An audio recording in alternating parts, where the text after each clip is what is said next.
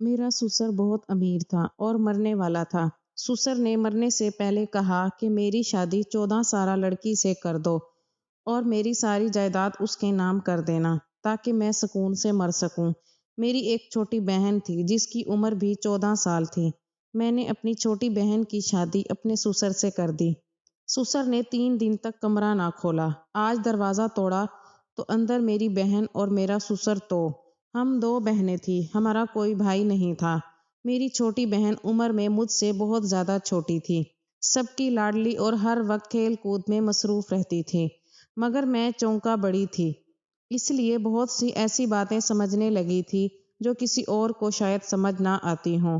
وہ ہمارے گھر کے اندرونی معاملات تھے۔ میری اماں کا روز روتے ہوئے اپنے کمرے سے باہر نکلنا، ابا کے ماتھے پر پڑتی گہری لکیریں اور بات بات پر اماں کو ذلیل کرنا، یہ سب ہمارے گھر میں بالکل نارمل سا ہو چکا تھا۔ چھوٹی بہن عمر میں بہت چھوٹی تھی، اسی لیے یہ سب اس کی سمجھ میں نہیں آتا تھا۔ وہ اماں کے آنسو دیکھ کر بھی بس اتنا پوچھتی تھی، اماں کو کیا ہوا، اور پھر کسی کھلونے میں لگ جاتی، مگر میں اکثر ماں کی آنکھوں میں ٹھہرے ہوئے آنسو دیکھتی اور میرا دل دکھ سے بھر جاتا۔ ابا کا رویہ ہم دونوں بہنوں کے ساتھ تو بہت مناسب تھا، وہ ہمیں ڈانٹتے نہیں تھے، نہ اونچی آواز میں بات کرتے تھے، مگر اماں کے ساتھ ان کا رویہ بالکل بدلا ہوا تھا۔ ایسا لگتا تھا جیسے وہ اماں کو انسان ہی نہیں سمجھتے تھے، اور یہی بات مجھے سب سے زیادہ اندر سے توڑتی تھی۔ ایک رات میری آنکھ کھلی تو مجھے اماں کے کمرے سے آوازیں سنائی دینے لگیں۔ رات کے تقریباً 2 بج رہے تھے۔ اس وقت میری عمر 15 سال تھی اور میری چھوٹی بہن صرف 6 سال کی تھی۔ باہر سے آتی دبی دبی آوازوں نے مجھے بے چین کر دیا۔ میں نے کروٹ لے کر چھوٹی بہن کی طرف دیکھا، وہ گہری نیند میں تھی، اس کا چہرہ پرسکون تھا، جیسے اسے ہمارے گھر کے دکھوں کا کوئی اندازہ ہی نہ ہو۔ میں خاموشی سے اپنی چارپائی سے اتری، ننگے پاؤں فرش پر قدم رکھتے ہوئے اماں کے کمرے کے دروازے تک پہنچی۔ دروازہ بند تھا، مگر اندر سے آنے والی اماں کی سسکیوں نے میری جان نکال دی۔ وہ بلک بلک کر رو رہی تھی اور ابا سے کہہ رہی تھی، اب بس بھی کر دو، آخر چاہتے کیا ہو، تم کب تک یوں ذلیل کرتے رہو گے؟ مگر ابا کی آواز سخت اور بے رحم تھی۔ وہ کہہ رہے تھے، مجھے بس ایک بیٹا چاہیے اور کچھ نہیں چاہتا، بس ایک بیٹا۔ اور اسی کے بعد اماں کی چیخنے کی آوازیں آنے لگی، ایسی چیخیں جنہوں نے میرے جسم کو ساکت کر دیا۔ میرا دل زور زور سے دھڑکنے لگا، میرے ہاتھ کانپنے لگے۔ میں نے دروازے کا ہینڈل پکڑنے کی ہمت کی، مگر انگلیاں ساتھ نہ دے سکیں، اور میں وہیں کھڑی سنتی رہی۔ اماں کی آوازیں کمزور ہوتی جا رہی تھیں اور ابا کی آواز میں ذرا سا بھی افسوس نہیں تھا۔ اس رات پہلی بار مجھے یہ سمجھ آ گیا کہ خاموش رہنا بھی ایک جرم ہوتا ہے، اور شاید میں بھی اس جرم میں شامل ہو چکی تھی۔ کچھ دیر میں بت بنی اپنی جگہ کھڑی رہی اور اس کے بعد میں واپس اپنے کمرے میں آ گئی۔ چارپائی پر لیٹ تو گئی مگر نیند آنکھوں سے اوجھل ہو چکی تھی۔ ابا کے وجود سے مجھے اچانک ہی نفرت محسوس ہونے لگی تھی، اور مجھے یہ بات سمجھ آ گئی تھی کہ وہ بیٹے کی خواہش میں اپنی ہر حد پار کر چکے ہیں۔ میں جوانی کی سیڑھیاں چڑھ رہی تھی، اسی لیے اتنا تو سمجھ ہی گئی تھی کہ ابا بیٹے کی خاطر اماں کو ٹارچر کر رہے ہیں۔ پوری رات اسی کرب میں گزر گئی۔ آنکھیں بند تھی مگر دماغ جاگ رہا تھا اور دل میں ایک عجیب سا خوف بیٹھ چکا تھا۔ اگلی صبح جب میں اپنی جگہ سے اٹھی اور کمرے سے باہر نکلی تو میری پہلی نظر اماں کے چہرے پر پڑی۔ اماں کی آنکھیں سرخ تھیں، جیسے وہ ساری رات روتی رہی ہوں۔ چال میں ہلکی سی لڑکھڑاہٹ تھی، مگر اس کے باوجود وہ دوپٹہ سنبھالے باورچی خانے میں تیزی سے ہاتھ چلا رہی تھیں۔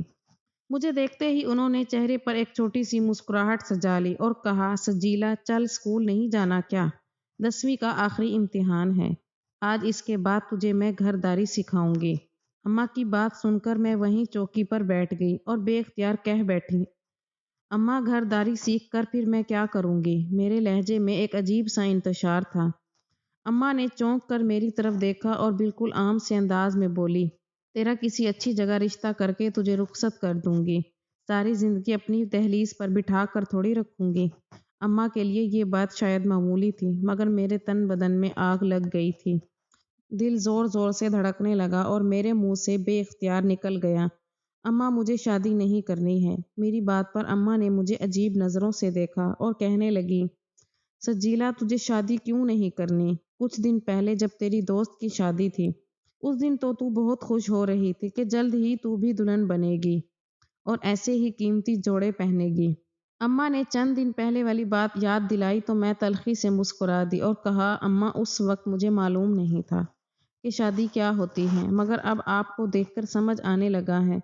میری بات پر اماں کے چہرے پر ایک رنگ آ کر گزر گیا اور میری تلخ مسکراہٹ اور گہری ہو گئی۔ اماں ابا پر بہت ظلم کرتا ہے کیونکہ آپ نے اسے بیٹا نہیں دیا۔ اب یہ بات میں اچھی طرح سمجھ گئی ہوں، اسی لیے مجھے شادی نہیں کرنی۔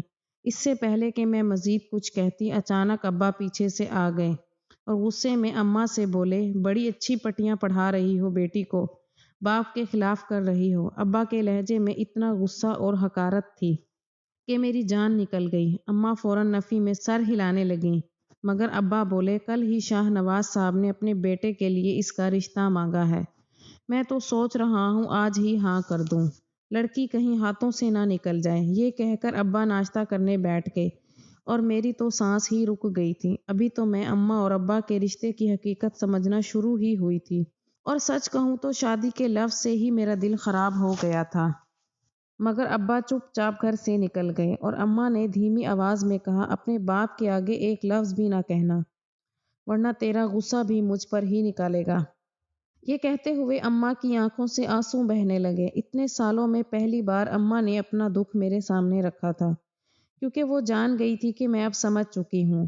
ہمیں نادان سمجھ کر برسوں انہوں نے باپ کے کردار پر پردہ ڈالے رکھا تھا، مگر اب وہ پردہ اٹھ چکا تھا اور شاید اسی لیے ان کا صبر بھی ٹوٹ چکا تھا۔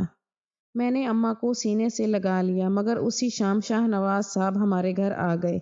ہاتھوں میں مٹھائی کا ڈبہ تھا، پھلوں کی تھیلی تھی اور ساتھ ہی انہوں نے پیسوں سے بھرا ایک لفافہ میرے ہاتھ میں رکھ دیا۔ وہ اپنے بیٹے زین کے لیے کسی شریف اور اچھی لڑکی کا رشتہ چاہتے تھے، اسی لیے انہوں نے ابا سے میرے لیے رشتہ مانگا تھا۔ چند ہی دنوں بعد میرے نہ چاہنے کے باوجود اماں مجھے رخصت کرنے پر مجبور ہو گئیں اور میں زین کے ساتھ شاہ نواز صاحب کے گھر پہنچ گئی، جو ابا کی دکان کے مالک تھے، بہت پیسے والے تھے۔ ان کی کئی دکانیں تھیں، کئی کاروبار تھے اور یہ گھر بھی بے حد عالی شان تھا۔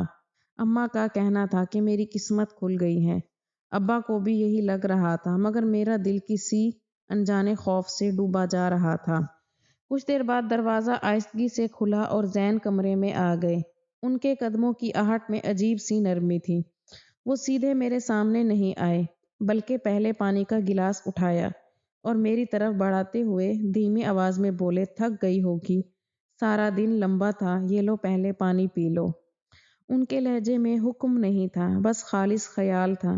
میں نے کانپتے ہاتھوں سے گلاس لیا تو انہوں نے مسکرا کر کہا گھبراؤ مت، یہ تمہارا ہی گھر ہے۔ ان کی مسکراہٹ میں بناوٹ نہیں تھی، بلکہ ایک عجیب سا اطمینان تھا۔ انہوں نے میرے سر سے دوپٹہ درست کیا اور فاصلے پر بیٹھتے ہوئے کہا اگر تم چاہو تو ہم بس بات ہی کریں گے، تم پر کوئی دباؤ نہیں ہے۔ یہ سن کر میرے دل پر رکھا ہوا بوجھ ذرا ہلکا ہوا۔ وہ میرے بارے میں پوچھنے لگے، میرے امتحان کے بارے میں، میری پسند ناپسند کے بارے میں، اور باتوں باتوں میں ہنس بھی دیے۔ کمرے میں جلتی مدھم روشنی میں سب کچھ کسی خواب جیسا لگ رہا تھا۔ وہ لمحہ جس سے میں خوف زدہ تھی، وہ لمحہ اچانک اتنا ڈراؤنا نہیں لگا۔ زین کا رویہ اتنا شائستہ تھا کہ میں خود کو محفوظ محسوس کرنے لگی۔ انہوں نے کہا شادی کا مطلب صرف ایک رات نہیں ہوتی سجیلا، یہ ایک ساتھ چلنے کا نام ہے، اور میں تمہیں وقت دینا چاہتا ہوں۔ ان کے الفاظ میں عجیب سا سکون تھا۔ اس رات کی تھوڑی سی خوبصورتی شاید اسی میں تھی کہ کوئی زبردستی نہیں تھی، کوئی چیخ نہیں تھی، کوئی خوف نہیں تھا، بس خاموشی تھی، احترام تھا اور ایک ایسا احساس کہ شاید ہر مرد ابا جیسا نہیں ہوتا۔ چند ہی دنوں میں ہمارا رشتہ بہت خوبصورت سا ہو گیا۔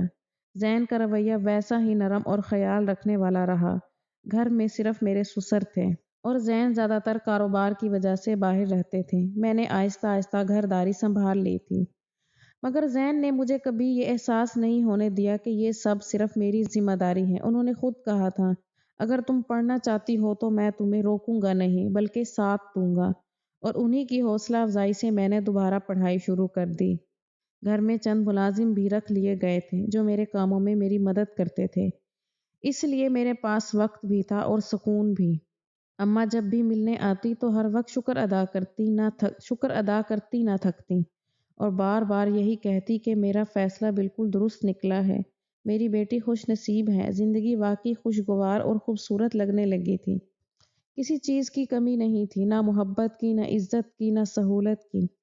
میں نے پہلی بار دل سے ہنسنا سیکھا تھا، اور شاید پہلی بار مجھے یہ یقین ہونے لگا تھا کہ میری زندگی اب محفوظ ہے۔ مگر پھر اچانک ایک دن ایسا آیا جس نے سب کچھ بدل کر رکھ دیا۔ ایک ایسی بات سامنے آئی جس نے میرے قدموں تلے سے زمین کھینچ لی۔ شادی کے 2 مہینے بعد کی بات ہے۔ میں گہری اور پرسکون نیند سو رہی تھی کہ رات کے کسی پہر اچانک میری آنکھ کھل گئی۔ بستر پر ہاتھ بڑھایا تو میرے شوہر زین میرے ساتھ موجود نہیں تھے۔ دل میں ایک انجانا سا خدشہ ابھرا، اتنی سردی میں وہ کہاں گئے ہوں گے؟ یہی سوچتے ہوئے میں نے اپنے گرد شال لپیٹی اور خاموشی سے کمرے سے باہر نکل آئی، اور پورا گھر سنسان تھا، مگر ٹیرس کی طرف ہلکی سی روشنی نظر آ رہی تھی۔ میں نے اوپر نظر اٹھائی تو دیکھا زین کھلے ٹیرس پر کافی فاصلے پر کھڑے تھے۔ ٹھنڈی ہوائیں تیز چل رہی تھی اور میں حیران تھی کہ وہ اس سردی میں وہاں کیوں کھڑے ہیں۔ میں دھیمے دھیمے قدموں سے کانپتی ہوئی ان کے قریب پہنچی۔ شاید انہیں میری موجودگی کا احساس نہیں ہوا تھا، کیونکہ چند قدم کے فاصلے سے ہی ان کی آواز میرے کانوں میں صاف پڑنے لگی۔ ان کا انداز بے حد محبت بھرا تھا۔ وہ کہہ رہے تھے، بس فرزانہ، چند ہی دنوں کی بات ہے، ابا بیمار رہنے لگے ہیں، تم تھوڑا سا انتظار کر لو۔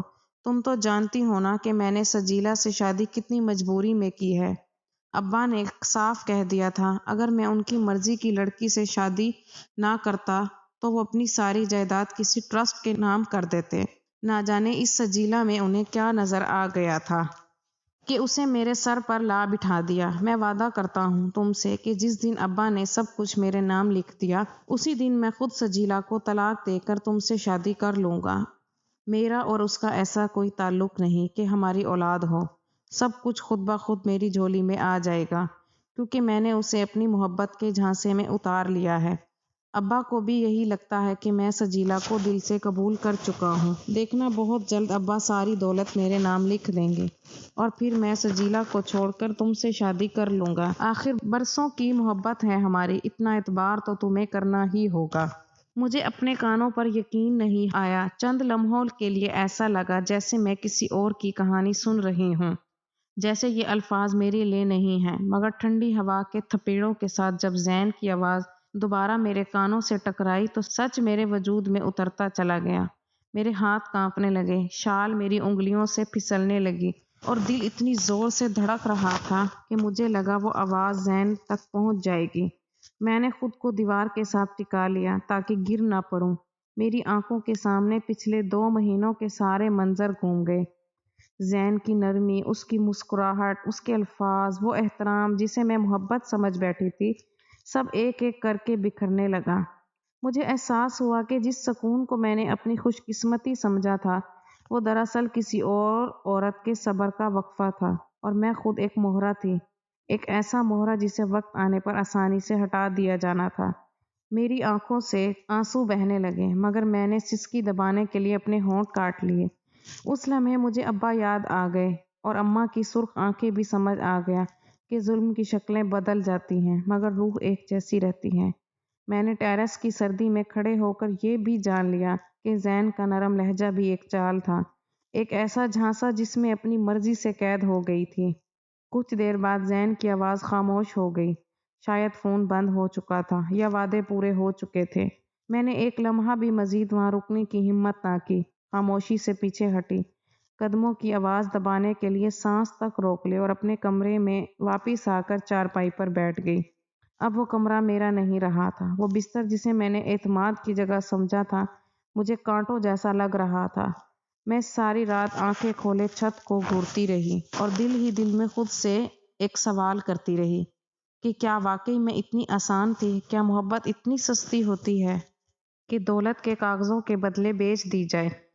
صبح کی اذان کی آواز نے مجھے چونکا دیا تو مجھے احساس ہوا کہ اس رات کے بعد میں وہ سجیلا نہیں رہی جو کل تک تھی۔ اس رات نے مجھ سے میری معصومیت چھین لی تھی، مگر ساتھ ہی ایک عجیب سا حوصلہ بھی دے دیا تھا کہ اگر مجھے ایک بار بھی استعمال کرنے کی کوشش کی گئی تو میں خاموش تماشائی نہیں بنوں گی۔ میں اپنی اماں جیسی زندگی نہیں جینا چاہتی تھی۔ اسی لیے میں نے دل ہی دل میں فیصلہ کر لیا تھا کہ میں اپنے سسر کو ساری حقیقت بتا دوں گی، مگر شاید قسمت کو کچھ اور ہی منظور تھا۔ اسی دن اچانک میرے سسر کی طبیعت بہت خراب ہو گئی۔ وہ دکان سے جلدی واپس آئے اور سیدھا اپنے کمرے میں بند ہو گئے۔ میں نے ان کے لیے کھانا تیار کیا اور پھر کھانا اور دوائیاں لے کر ان کے پاس چلی گئی۔ میرا ارادہ یہی تھا کہ آج میں انہیں سب کچھ بتا دوں گی، مگر میرے سسر عجیب و غریب سی باتیں کرنے لگے۔ بہو، میری بیماری عمر کی وجہ سے نہیں، تنہائی کی وجہ سے ہے۔ میں اپنے آخری وقت میں خود کو بہت اکیلا محسوس کرتا ہوں۔ زین بہت ضدی اور لاپرواہ بچہ ہے۔ اس کے پاس پیسے کی کوئی کمی نہیں۔ میں نے کبھی اسے کسی بات سے نہیں روکا، مگر وہ غلط دوستوں کی صحبت میں پڑ گیا۔ اسی لیے میں نے اس کی شادی تم سے کروائی تھی کہ شاید وہ سدھر جائے، اور اب مجھے لگتا ہے کہ وہ سدھرنے لگا ہے، مگر میں خود بہت تنہا ہوں۔ میں چاہتا ہوں تم میری شادی کروا دو، اگر کوئی کم عمر لڑکی جو مجھے سنبھال سکے، میرے بڑھاپے کو، میری طبیعت کو، جس کے ہونے سے میں خود کو اکیلا محسوس نہ کروں۔ میرے سسر کھانستے ہوئے نہ جانے کیا کیا کہہ رہے تھے، اور میں سکتے میں بیٹھی انہیں دیکھتی رہی۔ یہاں میں اپنی برباد ہوتی زندگی کو بچانے کی سوچ میں تھی، اور انہیں اس عمر میں شادی کی پڑی تھی۔ میں نے ضبط کرتے ہوئے کہا، ابا جی، آپ کو غلط فہمی ہو رہی ہے۔ زین ہرگز نہیں سدھرا۔ آج بھی وہ کسی فرزانہ کی محبت میں گرفتار ہے۔ یہ تو میرا بڑا پن تھا کہ میں نے آپ سے کچھ نہیں کہا۔ یہ سنتے ہی میرے سسر نے چونک کر میری طرف دیکھا اور پوچھا، کیا سچ کہہ رہی ہو؟ میں نے ہاں میں سر ہلا دیا۔ ان کی آنکھوں میں آنسو بھر آئے اور وہ بولے، فرزانہ ایک غلط عورت ہے۔ وہ صرف دولت کے لیے زین سے شادی کرنا چاہتی ہے۔ ایسی عورتیں گھر بسانے والی نہیں ہوتی، مگر زین یہ بات نہیں سمجھتا۔ جس دن دولت اس کے ہاتھ سے نکلے گی، اسی دن اسے سب سمجھ آ جائے گا، کیونکہ وہ لڑکی خود اسے چھوڑ دے گی۔ تم میری شادی کروا دو، میں ساری جائیداد اپنی بیوی کے نام کر دوں گا، اور پھر دیکھنا زین کا دماغ کیسے ٹھکانے آتا ہے۔ ان کی بات سن کر مجھے شدید غصہ آیا۔ اگر یہی کرنا تھا تو وہ اپنی ساری جائیداد میرے نام ہی کر دیتے۔ زین کو اسی حرکت سے عقل آ جاتی، مگر انہیں خود شادی کرنی تھی۔ میں نے کہا، ابا جی، کیا واقعی آپ کو لگتا ہے کہ آپ کی شادی اس مسئلے کا حل ہے؟ وہ بولے، ہاں بہو، میری تنہائی بھی ختم ہو جائے گی اور زین بھی سدھر جائے گا۔ مجھے سمجھ نہیں آ رہی تھی کہ میں اپنے بوڑھے سسر کو کیسے سمجھاؤں کہ وہ دوسری شادی کا خیال چھوڑ دیں اور جائیداد میرے نام کر دیں، تو بھی مقصد پورا ہو سکتا ہے، مگر شاید وہ مجھ پر مکمل اعتبار نہیں کرنا چاہتے تھے۔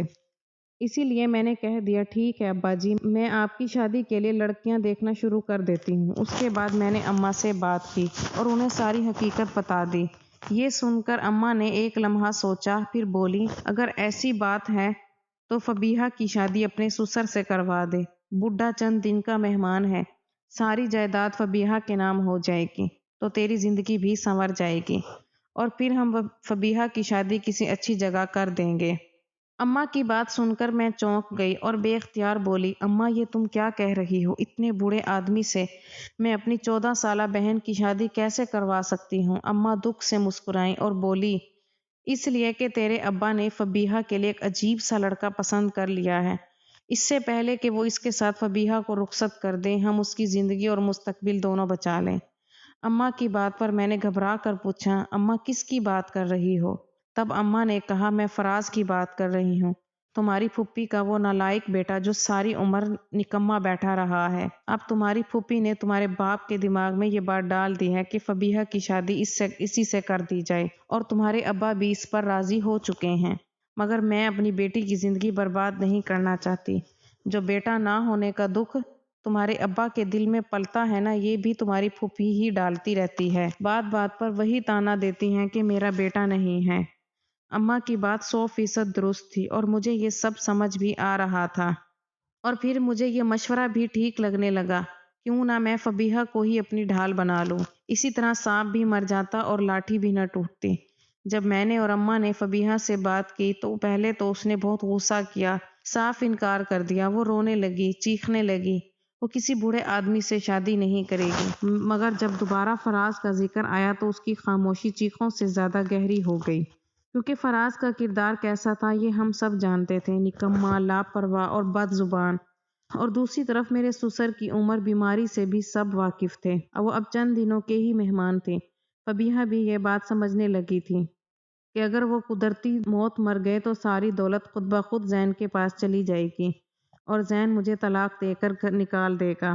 کہ یہاں بات صرف طلاق کی نہیں تھی بلکہ میرے اندر کی ضد اور غصے کی تھی۔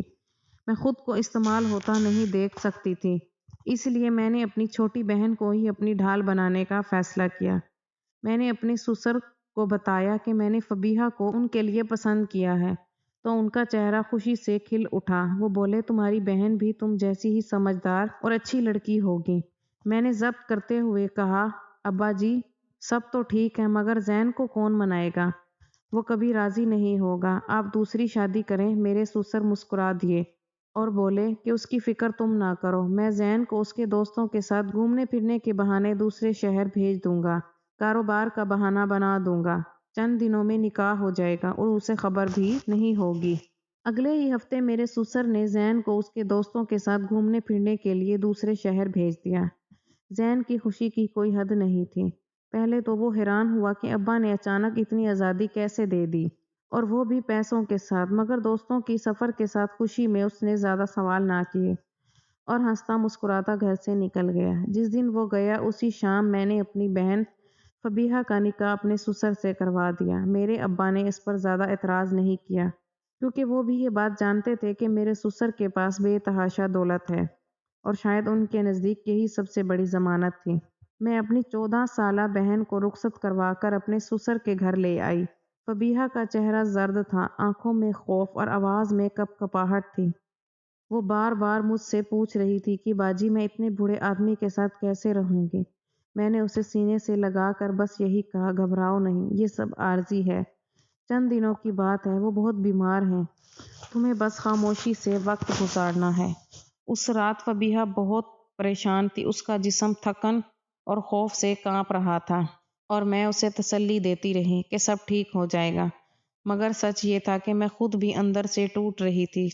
میں نے اپنی بہن کو ایک ایسی زندگی کے دہانے پر لا کھڑا کیا تھا جس کا بوجھ شاید وہ پوری عمر نہ اٹھا پاتی، مگر اس وقت میرے سامنے صرف ایک ہی تصویر تھی، اماں جیسی زندگی، اور میں نے تہیہ کر لیا تھا کہ وہ چاہے اس کے لیے مجھے کتنا ہی شفاق کیوں نہ بننا پڑے، وہ انجام اپنے لیے قبول نہیں کروں گی۔ میں نے فبیہا کو نیند کی ایک گولی پکڑا دی تھی کہ یہ تم اس بوڑھے کو کھلا دینا، تمہیں رات بھر کوئی پریشانی نہیں ہوگی۔ وہ جیسے میری بات سمجھ گئی تھی اور اس کے بعد میں اپنے کمرے میں آ گئی تھی۔ اگلی صبح میں انتظار میں تھی کہ دروازہ کھلے گا اور میری بہن باہر نکلے گی، لیکن سارا دن دروازہ نہ کھلا۔ میں نے وقفے وقفے سے دروازہ بجایا لیکن اندر سے کوئی آواز نہ آئی۔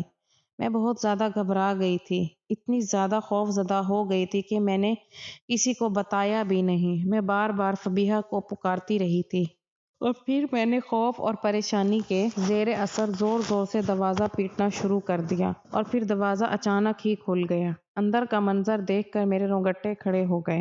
دروازہ کھلتے ہی جو منظر میری آنکھوں کے سامنے آیا اس نے میرے وجود کو سن کر کے رکھ دیا۔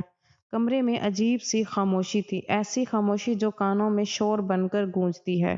پردے آدھے کھلے تھے اور مدھم سی روشنی اندر آ رہی تھی۔ بستر پر میرا سسر بالکل ساکت پڑا تھا، آنکھیں بند، چہرہ زرد، جیسے سانس کب کی اس جسم سے رخصت ہو چکی ہو، اور اس کے ساتھ ہی بستر کے ایک کونے میں فبیہا بیٹھی تھی، دیوار سے ٹیک لگائے، گھٹنوں سے سر لگائے، آنکھیں کھلی ہوئی مگر خالی، بالکل خالی۔ میں نے چیخ کر اس کا نام لیا، فبیہا، مگر وہ ہلی تک نہیں۔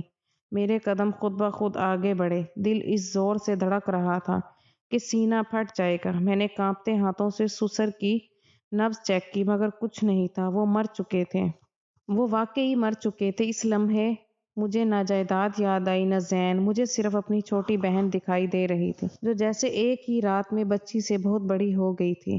میں نے اسے ہلایا، فبیہا مجھے دیکھو، پلیز مجھے دیکھو۔ تب اس کی پلکیں ہلی، وہ آہستہ آہستہ میری طرف مڑی، پھر اس کے منہ سے ایک ہی جملہ نکلا، باجی وہ اٹھے ہی نہیں۔ میں نے انہیں صرف نیند کی گولی دی تھی، میں نے انہیں نہیں مارا ہے، میں نے کچھ نہیں کیا ہے۔ وہ گھبرا کر میرے سینے سے لگ گئی تھی اور میرا دل بیٹھ گیا۔ میں نے اپنے سسر کے فیملی ڈاکٹر کو فون کیا اور انہیں بتایا کہ ابا اٹھ نہیں رہے ہیں، آپ گھر آ جائیں۔ تھوڑی ہی دیر میں ڈاکٹر انہیں چیک کیا اور کہنے لگے یہ تو رات کے کسی پہر ہی اس دنیا سے گزر گئے۔ رپورٹ یہی بنی کہ دل کا دورہ پڑا تھا۔ عمر، بیماری، کمزوری، سب وجوہات موجود تھیں۔ کسی نے کوئی سوال نہیں کیا، اور اگر کیا بھی تو میں نے اتنا ہی کہا کہ وہ بہت بیمار تھے۔ زندگی نے انہیں اتنی مہلت ہی نہیں دی تھی کہ شاید وہ کوئی فیصلہ کر پاتے۔ اس سے پہلے کہ سب کچھ فبیہہ کے حوالے ہوتا وہ اس دنیا سے گزر چکے تھے۔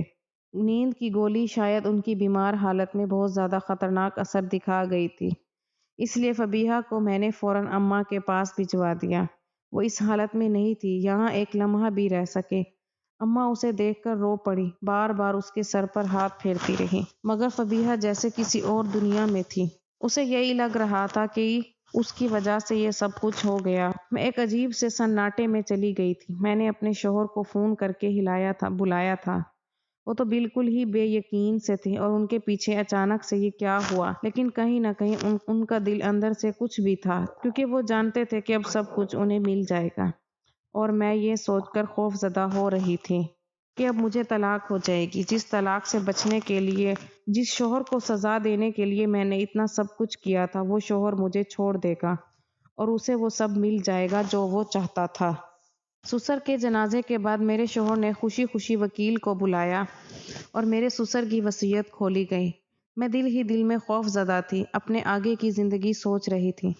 اگر میں واپس اپنے گھر جاتی تو ایک بار مجھے اپنے ماں باپ کے جھگڑے دیکھتے ہوئے، اور شاید مجھ ایسی لڑکی کے لیے دوبارہ کوئی رشتہ نہ آتا کہ شادی کے بارے میں تو بہت ہی کم لوگ جانتے تھے، اسی لیے اس کے بیوہ ہو جانے پر میں یا اماں اتنا پریشان نہیں تھے جتنا میرے طلاق یافتہ ہونے کا سوچ کر ہم پریشان تھے۔ سسر کی وصیت کھول کر وکیل نے پڑھنا شروع کیا تھا، اور دھیرے دھیرے سب کے سر پر سے آسمان گر پڑا تھا، کیونکہ وہ ہوا تھا جس کا میں نے سوچا بھی نہیں تھا۔ ساری جائیداد فبیہہ کے نام تھی، ساری گھر، دکانیں، بینک بیلنس۔ زین کے چہرے پر غصہ، حیرت، بے یقینی، سب کچھ تھا۔ یہ سب کچھ کیسے ہو گیا؟ فبیہہ کون ہوتی ہے کہ ابا نے نہ جانے سے پہلے سب کچھ اس کے نام کر دیا؟ وہ غصے اور نفرت سے مجھے دیکھ رہا تھا، جبکہ میں تو خود بھکا بکا تھی۔ اور پھر وکیل صاحب نے اسے بتایا کہ اس کے ابا نے فبیہہ سے شادی کر لی تھی۔ وکیل میرے سسر کے بہترین دوست تھے، اور انہوں نے نہ صرف اپنے دوست کو شادی کے بارے میں بتایا تھا، بلکہ نہ جانے کب کس لمحے ایک وصیت لکھ کر اس پر ایک دستخط بھی کر دیے تھے، جس کے مطابق اب سب کچھ فبیہہ کا تھا۔ زین کی آنکھوں میں نفرت تھی، بے انتہا غصے سے پوچھ رہا تھا، تم نے یہ سب کچھ کیوں اور کیسے کیا ہے؟ میں نے بہت سکون سے جواب دیا، جو تم کرنا چاہتے تھے بس وہی میں نے الٹا کر دیا۔ یہ سب ویسے ہی ہوا ہے جیسے ہونا تھا۔ تمہیں کیا لگا تھا تم فرزانہ سے شادی کر کے مجھے طلاق دے دو گے، سب کچھ اپنے نام کروا لو گے، مجھے برباد کر کے سکون سے زندگی گزار لو گے؟ تم بھول گئے ہر عورت کمزور نہیں ہوتی۔ وہ ایک لمحے کو ساکت ہو گیا، شاید اسے یاد آ گیا کہ ٹیرس پر کھڑے ہو کر اس نے کس سے وعدے کیے تھے۔ چند دن بعد فبیہہ کی سرپرستی اماں کے حوالے ہو گئی۔ قانونی طور پر وہ بہت امیر تھی، مگر حقیقت میں وہ ایک خاموش بچی تھی، جس کی آنکھوں سے بچپن چھن چکا تھا، اور زین، اسے وہ کچھ نہ ملا جس کے خواب اس نے دیکھے تھے، نہ جائیداد، نہ طاقت، نہ وہ فرزانہ، کیونکہ جیسے ہی دولت کا کھیل ختم ہوا، فرزانہ بھی غائب ہو گئی۔ میں نے خود عدالت میں کھڑے ہو کر زین سے علیحدگی مانگی۔ میرے پاس سب کچھ موجود تھا۔ میں نے اماں جیسی زندگی نہیں چنی تھی، اور شاید یہی میری سب سے بڑی جیت تھی۔ حالانکہ اس جیت کی قیمت بہت زیادہ ہماری تھی، مگر میرا دل مطمئن تھا۔